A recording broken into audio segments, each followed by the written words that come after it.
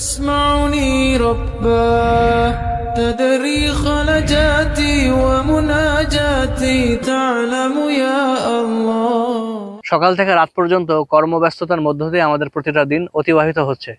দিন দিন কিন্তু আমাদের বয়স কমছে।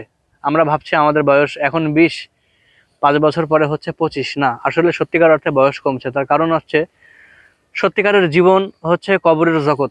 এই দুনিয়া ক্ষণস্থায়ী এবং আমাদের এই জিন্দেগিও ক্ষণস্থায়ী। মৃত্যু আমাদের জন্য অবশ্যম্ভাবী। মৃত্যু প্রস্তুত হয়ে আছে, কিন্তু আমরা কতটুকু আখিরাতের জন্য প্রস্তুতি গ্রহণ করছি সেটা গুরুত্বপূর্ণ বিষয়। সারা পৃথিবীর সকল মুসলিম উম্মাহ জানে যে আল্লাহ সুবহানাহু ওয়া তাআলার পক্ষ থেকে পবিত্র কুরআন আমাদের জন্য গাইডলাইন হিসেবে এসেছে শ্রেষ্ঠ নবী মুহাম্মদ রাসূলুল্লাহ সাল্লাল্লাহু আলাইহি ওয়াসাল্লাম। তবে আমরা সেই পবিত্র কুরআন, শ্রেষ্ঠ গাইডলাইন এবং রাসূল সাল্লাল্লাহু আলাইহি ওয়াসাল্লামের সেই সুন্নাত কিন্তু পরিপূর্ণভাবে অনুসরণ করি না বা করতে পারি না।